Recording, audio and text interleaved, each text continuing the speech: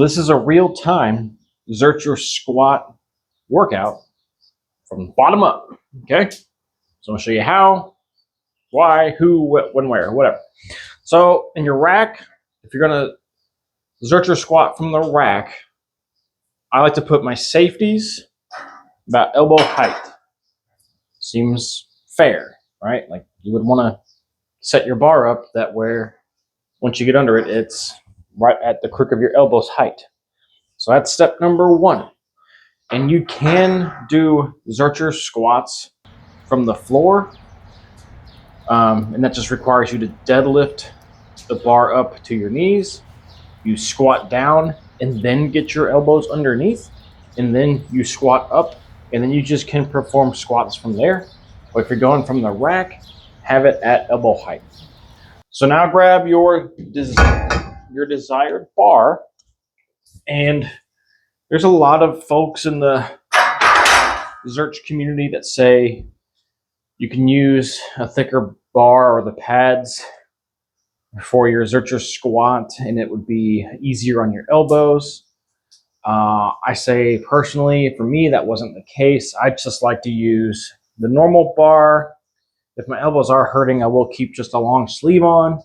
But it's very similar to every other squat where you just get used to the bar on your back over the course of your squatting lifetime. So you will build resistance in the tissues that you place the bar on over time. But at first, I think it scares people because it is kind of painful at first. But once you're past that point, like for me, it's the most comfortable spot to put your squat pattern, I guess. It's just comfortable for me. Next will be to determine where your feet are going to go. So I usually recommend people do their normal squat stance for back squats, but just a little bit wider, because that gives you room for your elbows to go in between your knees when you're squatting, with your feet a little bit out. This is about where I would be because it allows me to open up my hips and shove my knees out, and I can get the bar in between. Now, some people can do a narrow stance zercher squat and have their elbows on the outside of their knees. The narrow stance zercher squatting has never been my thing. If I tried that, I would just never get depth at all. I would probably just bend over to right here. So I have to really open up to get my elbows down in a good position to do the zercher squat. So that's where my feet would go. That's where I'd recommend it. Try some things out. Everything with foot stance is trying it out. Perfect. So now I have where my bar went. Perfect. So now I have where I want my bar to be in relation to my elbows. And I've figured out where my squat stance for my feet are going to be. So where would you put your elbows on the bar? So what I like to do is I like to walk straight up to the bar with relaxed shoulders and elbows, and wherever they touch naturally is where they're going to go.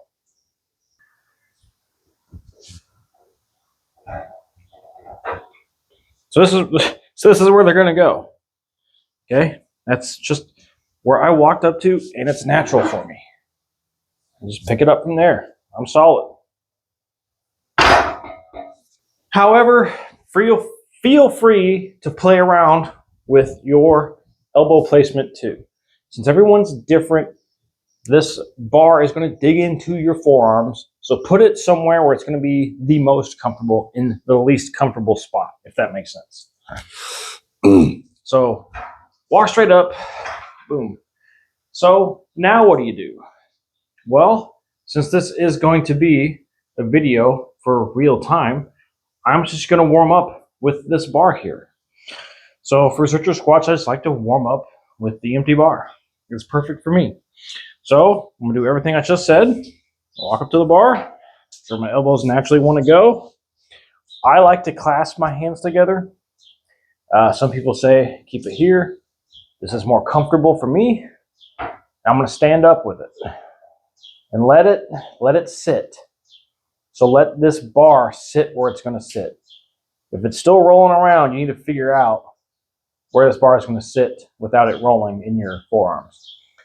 And a good tip for that is to not have your elbows down here, bring them up. Same idea as when you do a front squat. You don't want to be caved down here because the bar can roll down. You want to be up. So same thing here. You want your elbows, you want your hands up. If your hands are higher up than the bar, it's not going to roll down. Okay. So I'm going to step out once. And one more time.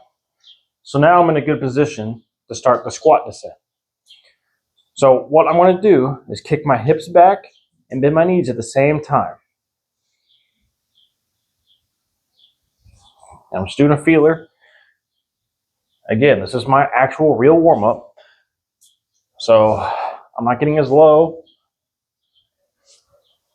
because I'm not really warmed up. Okay? I can do about 15 to 20 just with the bar. Get my hips, knees, ankles warmed up. I like to do a few with more hip drive. And I like to do a few with more knees forward. So I like to just get every range of motion warmed up. All right.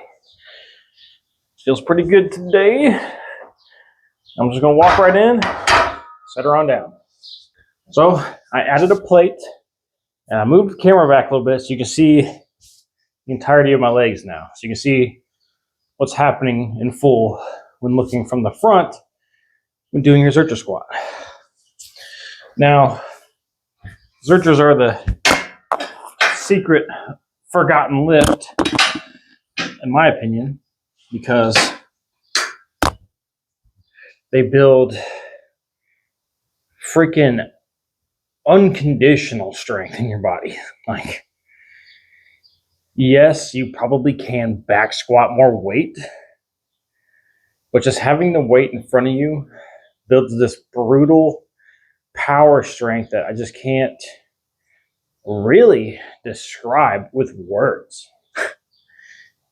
And if anyone has done zerchers exclusively and gotten them up really heavy, you know what I'm talking about.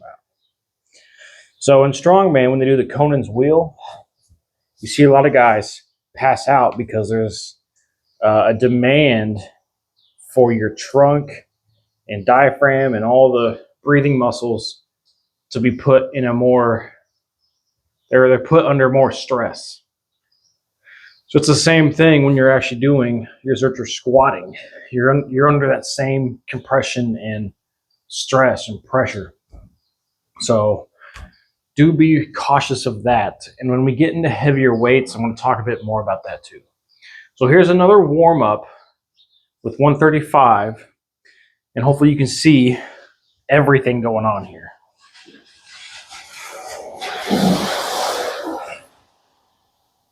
So I'll let the bar settle.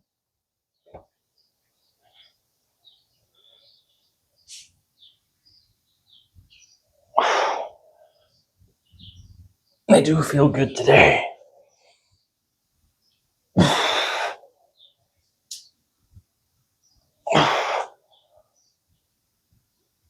I'm not going overboard on reps here either. I'm not training with a lot of reps, so I'm not going to go overboard on my reps with my warm-up. All fine and dandy, you get your warm-up going, but let's say you get to your heaviest working weight, and what you find is you're bending over a ton. So you're here, but your zercher starts looking like this. So how can you circumvent that so that you're more upright? So my biggest tip for that is keep the bar as close to you as possible. Just like any other lift or any other healthy lifting parameters, you want to keep anything you're lifting as close to you as possible. You know, it's the same logic as when your hands are right here with a lateral raise, you don't feel anything. But when they're out here, it feels like a house or a truck. Same thing if there's a weight here and you go up here. The farther any weight gets from you, the harder it's going to feel. So keep this weight close to you as possible, and you won't have the tendency to dump forward as much. You can keep this movement more in a squatty position. What I mean by that is more upright and less deadlifty. And this is, the zercher squat is one of the only squat variations that I've found that keeps me and my body and my anatomical positioning the best in a squat pattern position. So I can keep more upright in a squat position with zerchers than like any other squat variation. Maybe goblet squat, but again, you can't really progress that too much. You know, you get to the 100-pound dumbbells and then it's just harder to hold. But here, your elbows can hold a ton of weight, actually. See how I'm not making that bar go forward? I'm keeping it close to me. It's like touching my upper abs and sternum the entire time. Hopefully that helps if you're dumping forward too much. So as of right now, I have my working weight on the bar. So what this means is my breathing and bracing is going to be a little bit different than my warm-ups. So the biggest thing I've learned with zercher squats is, especially in the low rep category, which is mainly what I do, that your breathing has to be very short and infrequent and very short breaths, because you're so compressed when you're holding weight out in front of you that I have a tendency to want to let it all out. So it's very short breaths in between the reps, very short.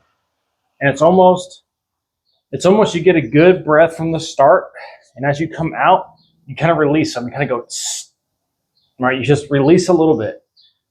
It's actually very therapeutic when you get ready here, you're tense here, just a little bit, not much. Just let out a little bit of air. You'll see what I'm talking about once you try it. So get a decent breath in. You don't have to have a huge breath, but a decent amount, maybe like 80% capacity in your lungs. Come out here, do that much. That way you have like maybe 70 capacity, and then do your squat. So I'm going to show you now.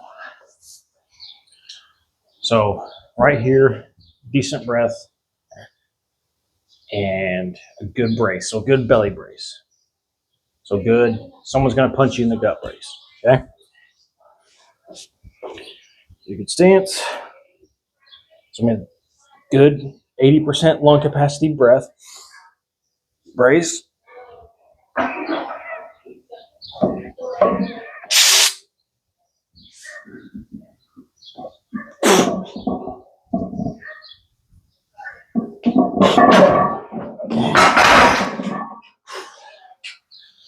So when you're zerchering heavy, like what I'm doing today, 2 reps for a few, 3 reps for a few, you're just in it.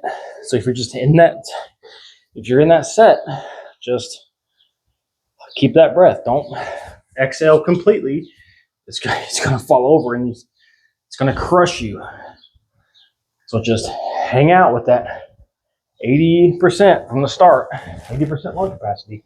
Step out, lose a little bit, squat, lose a little bit, squat. Roll back in. Now, this has been the best tip for me to not have that pass outy feeling or that massive blood pressure in your brain feeling from holding it. So those would be my main tips for breathing and bracing while you're doing the zercher squatting. So I hope this how-to interesting take on the forgotten squat lift has been helpful for you. I like doing how-to videos. And I'll definitely do more for you guys and some cool lifts. But definitely check out any other video YouTube recommends for you from me. I'll see you guys in the next one.